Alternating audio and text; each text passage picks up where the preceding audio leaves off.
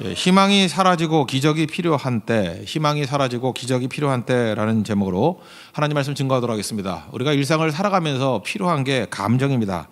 이 감정을 잘 활용하기만 하면 열정적으로 일을 쉽게 할 수 있다라는 것입니다. 우리가 의사결정을 내릴 때 이성이 결정하는 것 같습니까? 감정이 결정하는 것 같습니까? 물론 둘 다 우리가 결정에 있어서 중요합니다. 근데 실제로 이렇게 일상생활에서 보면은요, 어떤 중요한 결정을 할 때 보면 이성으로 한다기보다도 감정에 의해서 할 때에도 굉장히 많더라는 것입니다. 어떤 의사결정 내릴 때 보면요, 시기 질투심 때문에 그렇게 결정하는 거예요.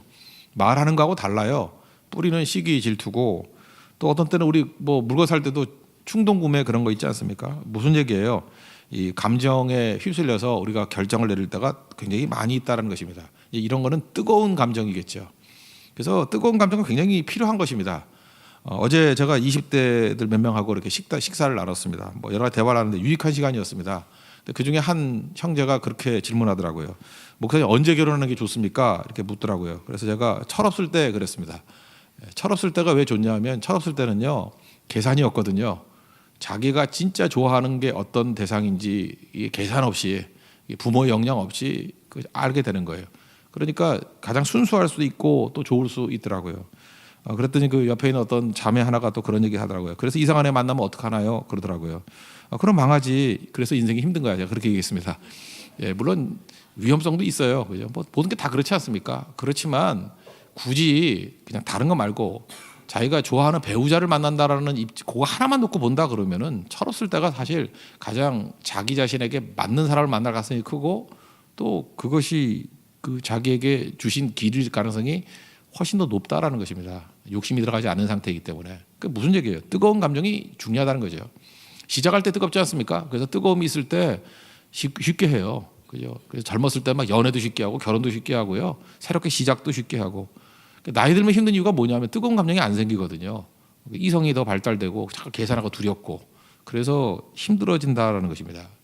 그런데 뜨거운 감정만 중요한 게 아니고 더 중요한 게 있는데, 하나님께서 우리에게 감정을 쉽게 만들 때가 있습니다.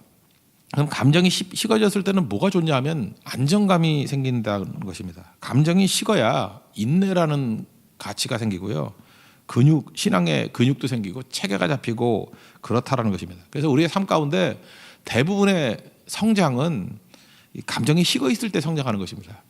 그래서 어떤 성도가 초신자일 때 막 뜨겁고 막 펄펄 뛰는 사람이 있지 않습니까? 그걸 성장이라고 느껴지지는 않아요. 그 사람이 이게 식었을 때, 어떤 때는 이게 큰 고난이 왔을 때, 희망이 사라졌을 때, 그때가 믿음이 자라는 시간이거든요. 뜨거울 때가 아니에요. 근데 대부분 이제 뜨거울 때 그러다가 또 없어져 버리죠. 보이지도 않고 어디 나가 떨어지고. 그러니까 알죠. 그게 미숙함이라는 거.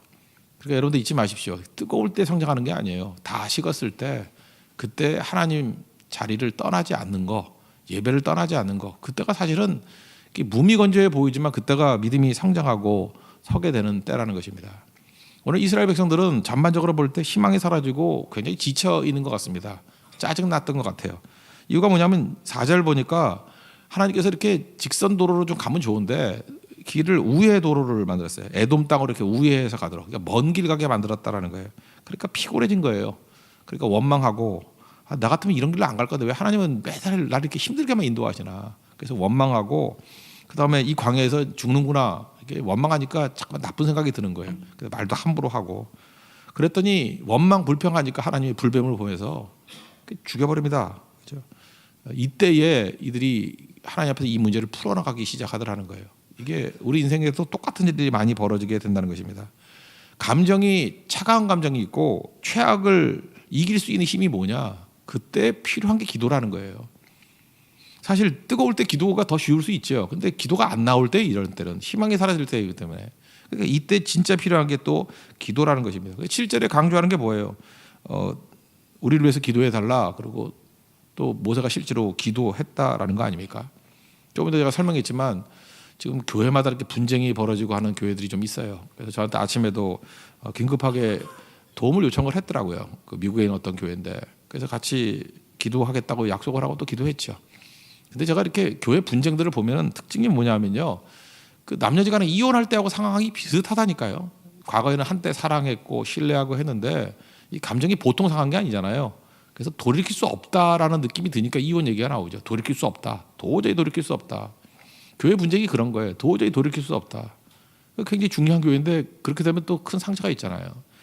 제가 보니까 이분들이요, 그 목사님도 그렇고 장로님도 그렇고 은퇴할 시간 1, 2년밖에 안 남았어요. 1, 2년밖에. 그런데도 불구하고 이 욕심을 못 부려가지고 1, 2년 남은 거, 그러니까 자기가 죽으면 되는 건데 그걸 못 죽거든요. 누구도 기도 안 해서 그래. 누구도. 내가 기도하고 엎드리기 시작하면요, 그때부터 하나님이 기적을 주시는데 묘해요. 이게 하나 되게 만들 수 있다는 것입니다. 그 왜 그러냐? 기도가 왜 불가능한 상황에서 이렇게 다시 하나가 가능해질 수 있냐면은, 우리는 기도하면 상대가 변화될 줄 알죠. 되게 상대가 나쁜 사람들이거든요. 자기는 옳은 거고 누구나 그렇잖아요. 나쁜 사람이 변화가 돼야죠. 근데 상대가 변화되는 예는 거의 없고요. 기도를 하는 그 사람이 변화가 될 가능성이 크다라는 것입니다. 이거 한번 보세요. 우리 둘이 서가지고 이렇게 손으로 미는 뭐 그런 게임 있죠. 모르세요? 힘센 사람이 이길 것 같죠. 세게 더 팍 밀면 뒤로 떨어지고. 근데 힘 약한 사람이 살짝 뒤로 빼도 넘어져요. 잊지 말라고요. 지금 이게 팽팽한 균형이 있다는 건 뭐냐면 서로 힘이 있기 때문에 그래요. 물론 한쪽이 압도적인 힘이 세도 균형이 깨져요. 힘의 균형이 깨지지만 한쪽이 무너져 버리면요, 그냥 같이 균형이 깨져 버리는 거예요. 내가 이렇게 힘을 대고 있으니까 상대가 이렇게 기대고 밀고 있는 거지. 내가 죽어버리세요. 그러면 나도 쓰러지지만 그 사람도 쓰러져 버린다는 것입니다. 기도는 그래서 현상 유지를 깨버리는 힘이 있어요. 하여튼 여러분들이 이유가 뭐든 간에 기도하기 시작하면요, 현 상태가 절대 유지가 안 돼요. 무너진다니까요. 그 무너지는 과정 속에서 하나님께서 거기에 은혜를 부어주시면 하나됨이 있다라는 것입니다. 잘 보세요. 하나님 앞에서 기도하면 기도의 능력 중에 하나가 내가 겸손해지는 거거든요. 하나님 앞에 내가 지극히 낮춰주는 거. 마태복음 18장 4절 보면 어린아이 얘기를 쭉 하면서 어린아이 같이 자기를 낮추는 사람이 천국에서 큰 자다.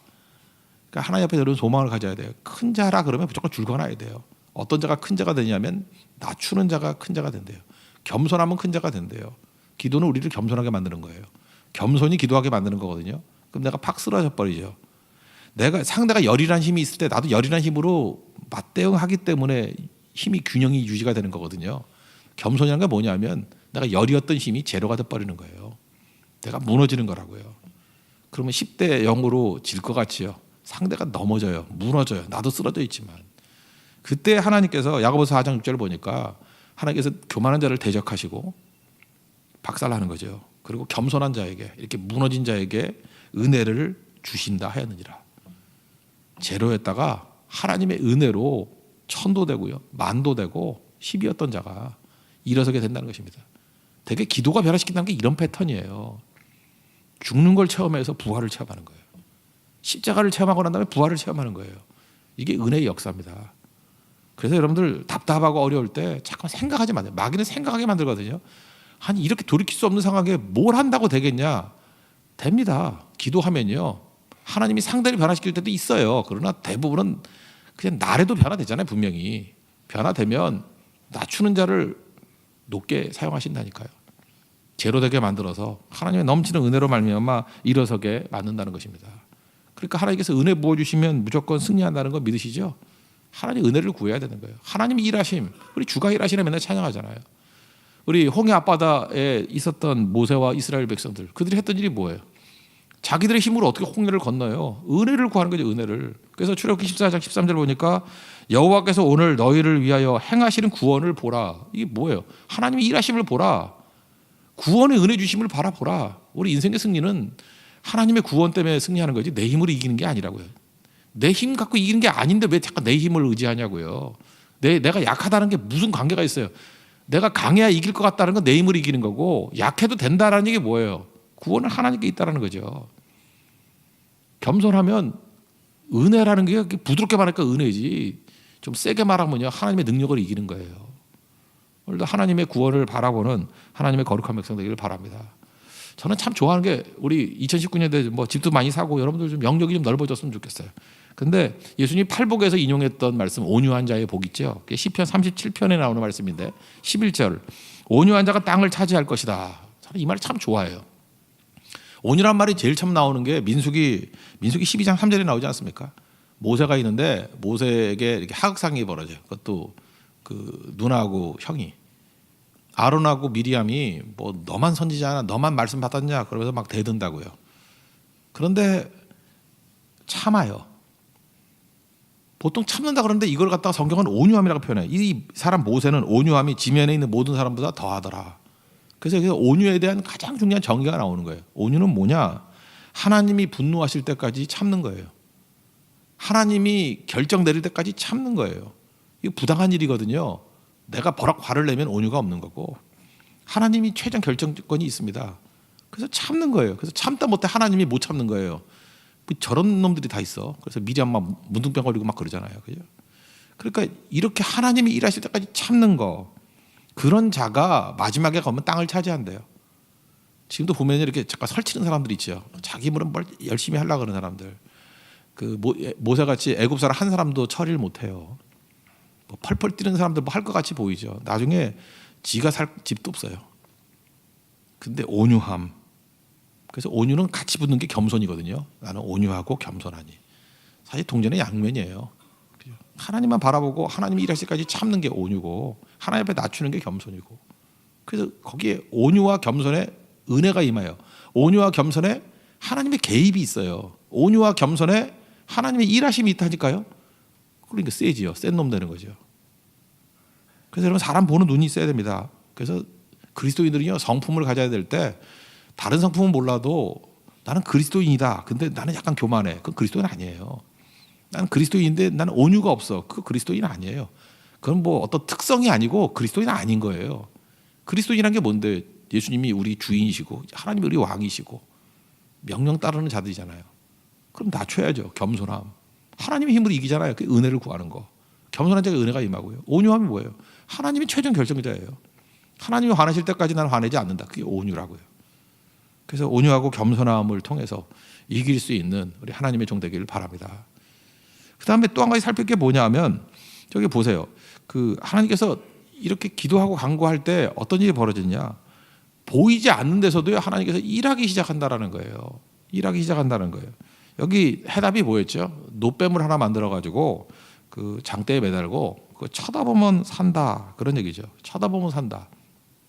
이 쳐다본다는 게 뭐냐 하면은, 이게 나중에 요한복음 3장 보면 예수님이 십자가를 얘기하잖아요. 영접하는 자고 그 이름을 믿는 자에게 하나님의 자녀가 되는 권세를 주셨으니. 그 앞에 있는 구절 아니에요. 인자도 높이 들려야 된다. 그죠? 그러니까 그게 노뱀이 예수님을 바라보는 거거든요. 예수님 바라보고 기다리고 있어야 된다라는 건데, 여러분, 우린 그래요. 기도 뭐 열심히 하고 난 다음에 하나님이 그 받아주셔야만 그때부터 응답이 있다, 이렇게 생각을 하는데, 여기서 우리가 알 수 있는 게 뭐냐? 하나님이 일하시는 시점이라는 거예요. 시점. 언제부터 낫기 시작하냐면요, 노뱀을 바라보려고 하는 마음이 들 때부터 이미 하나님은 일 다 끝내신 거예요. 그러니까 우리는 기도 다 해서 응답이 있어야만 일이 되는 게 아니고, 그냥 내 마음 가운데 하나님께서 이런 마음이잖아요. 아, 기도해야지. 그럴 때부터 하나님 일하기 시작하는 거예요. 탕자 같으면 아버지한테 돌아가야지. 그때부터 아버지는 밖에서 기다리고 계시는 거예요. 그래서 우린 그러잖아요. 뭐 결심만 하면 뭐 하냐고. 뭐 행동을 해야지. 그건 잠깐 행동주의자들 하지. 결심도 되게 중요해요. 결심했다 넘어지고 또 넘어지고, 그래도 중요해요. 결심이. 여러분, 그 새벽기도 한 번도 안 나온 사람하고 새벽기도 나가야지 그러고 맨날 엎어져 자는 사람하고 달라요. 감도 없는 사람은 죽은 거고요. 그러니까 이런 거가 똑같은 거예요.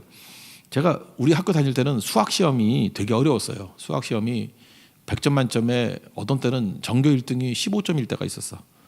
그러니까 15점만 맞으면, 그러니까 반에 3분의 2가 빵점이고, 그때 뭐 5문제가 나왔는데 아무것도 손댈 수 있는 게 없었어요. 그런데 재밌는 일이 벌어지는데요. 거기서 가치가 있어요. 이게 시험 문제가 딱 5문제나 10문제가 나와요. 나오면은 대부분의 애들은 이제 엎어져 잡니다. 대부분의 애들은 자다가 이제 반이 나가야 일찍, 보통 한 반 정도 되기 전에. 그럼 걔네는 빵점이에요. 근데 이제 남아있는 반 애 중에서 마지막까지 열심히 풀어요. 그 중에 또 반도 빵점이에요. 그러면 75%가 빵점인데 똑같은 빵점 아닙니다. 그냥 받자마자 주관식이기 때문에 뭐 풀 것도 없어요. 그냥 엎어져 자다가 나가는 애들은 소망 없는 빵점이고, 풀다가 못 풀어요 걔들. 그래서 빵점은 소망이 있어요. 그때 선생님이 뭘 보나 했더니 그거더라고요. 그냥 백진에서 빵점하고 애쓰다가 나온 빵점하고 달라요. 우리 때는 우열반이 있었는데 그 애쓰다가 빵점 맞은 애들은 다르게 취급하더라고. 그래도 하나님께서 다루시는 방법이 똑같다고 생각해요. 결과는 똑같아요. 그러나 과정이 달라요. 하나님 앞에서 우리가 기도해야 되겠다 마음 먹는 거, 그러다가 넘어지는 거, 그럴 때는 뭐 혹시라도 뭐 마음은 원이라도 육신은 약해서 이렇게 말할 수 있지만 육에 속한 사람은 아예 그 마음도 없어요. 그러니까 여러분들 내가 결심만 한다는 게 얼마나 중요하냐. 이게 보충할 수 있는 구절이 어디에 있냐면 다니엘서 10장 12절에 나와요. 다니엘의 기도가 나오죠. 다니엘 10장 예언하는 기도가 막 나오잖아요. 그죠? 여기서 막 그 다니엘 21일에 뭐 기도 그런 것도 세일의 기도도 나오고 뭐 우리는 안 하니까 모르겠지만 하여튼 그런 거 있어요. 맨날 뭐 입시 앞두고 20일 전에 뭐 다니엘 기도 그래가지고 하는 그런 것도 있는데 공부를 해야지 듣지 기도를 한다고 붙나. 하여튼간에 그런 게 있거든요. 이 다니엘 기도로 유명해요. 다니엘 10장. 근데 거기에 아주 중요한 단서가 있는데 10장 12절에 스스로 겸비하게 하기로 결심하던 첫날부터 내 말이 응답 받았으므로 이 말씀이 나와요. 그러니까 언제부터 천사가 출발했냐면요. 스스로 겸비하기로 결심한 첫날부터 하나님께서 이제 일하기 시작했다는 거예요. 그러니까 결심이 중요해요, 안 중요해요? 중요한 거예요. 결심이 중요한 거예요. 결심. 소원이 중요한 거예요. 중요한 거예요. 바라봄이 중요한 거예요. 중요한 거예요. 내가 이렇게 되고자 한다라는 소망, 이게 중요한 거예요. 아무것도 없는 깡통하고 소망이 있다가 안 되는 깡통하고 달라요. 여러분들 그 소망 가운데 있어야 돼요. 자꾸 말씀 들어야 돼요. 말씀 듣고 불순종하면 저거 뭐 안 듣는 게 맞지. 모르는 소리 듣고 불순종하는 게 훨씬 나아요. 듣고 불순종. 뭐 여기서 신앙교육 잘 받고 난 다음에 뭐 하나님 영광을 뭘 가리기는 아예 안 듣는 놈이 가리는 거지. 듣고 넘어져도 그죠? 그 발버둥 치는 게 하나님 앞에서 훨씬 더 귀한 일이라는 것입니다. 그때부터 하나님이 일하기 시작하는 거예요. 그리고 여러분들이 교회 부흥을 원하고 선교에서 많은 영혼을 살리기를 원하고 우리 가족 전체가 예배드리기 원하고 꿈꾸십시오. 꿈. 성령이 주시는 게 꿈이 그냥 꿈이잖아요. 꿈과 비전. 꿈꾸라고요. 그죠? 그런 꿈꾸는 것들이 있잖아요. 우리가 뭐 줄을 막 서가지고 예배드리고 이 홍대 일대가 변화가 되고 바라는 자들, 꿈꾸는 자들, 그게 절망 중에 굉장히 중요한 거예요. 지금 뱀에 물려 죽어가는 거 이게 절망 아니에요? 그럴 때 하나님께서 뭐 이렇게 하다못해 뭐 이렇게 빨간 약이라도 주면서 바라라 뭐 이렇게 얘기하냐 하시고 엉뚱해 보이잖아요. 노뱀 만들어 놓고 쳐다보래요. 근데 하나님 말씀하시기를 이상한 방법이지만 쳐다보면 산대요. 쳐다보면 산대요. 바라보는 것, 살기를 소망하는 것, 하나님의 도움을 구하기로 결심한 것. 이건 행동도 아니잖아요. 이 세상에 이게 무슨 행동이야? 이걸 순종이라고 말할 수 있어요. 근데 여기서부터 시작된다는 거예요. 일이. 이게 십자가라는 거예요. 주님 바라보는 거. 오늘 그래서 여러분들 기도가 언제부터 기도가 터지기 시작하냐면요.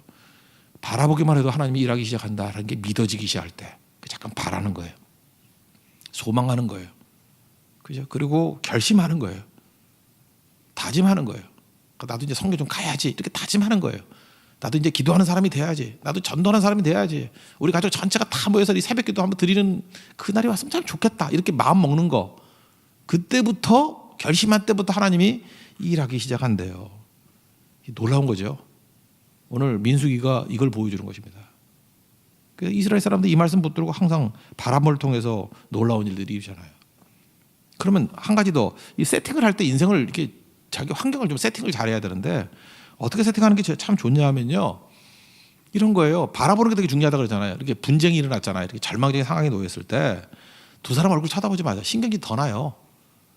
교회에서도 마찬가지예요. 교회가 상태가 안 좋을 때 잠깐 모이면 안 돼. 모여서 얼굴 쳐다보면 신경이 더 나.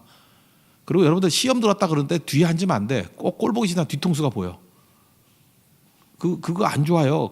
그래서 그게 되게 중요한 건데 이렇게 목사가 됐던 뭐 찬양 인도가 됐던 반주가 됐던 연주가 됐던 이렇게 앞에 서는 사람, 율동하는 사람이 됐던 이렇게 성도들이 보이는 사람들 있잖아요. 이 보이는 사람들은 정말 기도 많이 하고 겸손해야 돼요. 이 보이는 사람이 재수 없으면요 은혜가 다 사라져. 그래서 그럴 때는 나는 은혜가 안 되는데 목소리만 좋아 그러면 얼굴 가리고 이렇게 하세요. 이렇게 가리고 아니면 이렇게 기둥 뒤에서 노래만 부르든지. 그래서 그게 중요해. 지도자 그래서 중요한 게 안 보이는 거. 그리고 해야 될 일이 뭐냐 하면 주만 바라보는 거예요. 주님만 바라보는 거. 시편 121편에 뭐라 그랬어요? 내가 산을 향하여 눈을 들리라. 나의 도움이 어디서 올꼬? 나의 도움은 천지를 지신 여호와에게서로다. 하나님 바라보는 거예요. 그러니까 아까 부부 예를 든다 그러면 막 이혼하기 직전의 부부예요. 둘이 쳐다보면 화해되는 거 아니에요.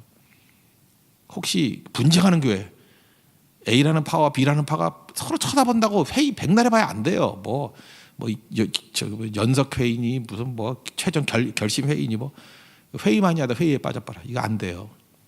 그냥 다 내려놓고 같은 방향, 우리가 믿고 의지하는 예배하는 주님 바라보는 거, 주님 바라보는 거, 그게 풀리는 거예요. 그래서 교회는요, 사람들 쳐다보면은 시험 들어요. 주님 바라보는 거예요. 주님. 장대에 높인 노뱀, 예수님 바라보는 거예요. 그래야 하나 되는 거죠. 여러분, 그래서 우리가 모임을 가질 때 잠깐 사람들 쳐다보게 만드는 사람, 그게 유도하는 사람들 있잖아요. 그 교제권을 약간 멀리하세요. 그리고 어떤 사람을 만나면은 죄성을 강화시키는 게 아니라 신앙을 강화시키는 사람이 있어요. 주님만 바라보자. 이상하게 그 사람 보면은 잠깐 주님 보게 만들어. 그게 좋은 교제권이에요. 하나님만이 답이다. 그러면 이길 수 있다라는 것입니다. 그리고 하나님 바라보면 믿음이 생기거든요. 하나님께서 원하는 게 뭐냐면 믿어주는 사람이 하나님의 일을 하는 거예요. 이번에도 네팔 선교를 하는데 믿어주는 사람이 있어야 선교가 되죠. 예배도 마찬가지예요. 믿어주는 사람이 있어야지 막 오지요. 요즘에 참 중보기도가 재밌는데 제가 혼자 느낀 게 그래요. 교회 예배 떠나고 이렇게 좀 상심했던 사람들이 있는데 지금 며칠도 안 됐어요. 그냥 그 사람 이름 놓고 계속 기도했는데 하나씩 다 예배 나오는 거예요. 지금 뭐 전화도 안 했어요. 연락도 안 했어요. 그냥 기도만 했다니까요. 그러니까 하나님께서 그 기도가 매력이 있는가 봐. 이렇게 끌어당기는 힘이 있는가 봐요. 그죠? 사람을 변화시키는 힘이 있다고요. 중보기도의 능력이에요. 이거 한번 감 잡았죠. 그럼 어떻게 되죠?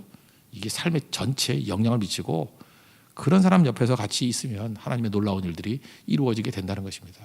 우리의 소망은 주님밖에 없습니다. 주님만을 앙망하고 하나님께서 일하심을 바라보고 이길 수 있는 하나님의 종 되기를 축원합니다. 자리에서 일어나겠습니다. 다시 한번 찬양합시다. 주를 앙모하는 자.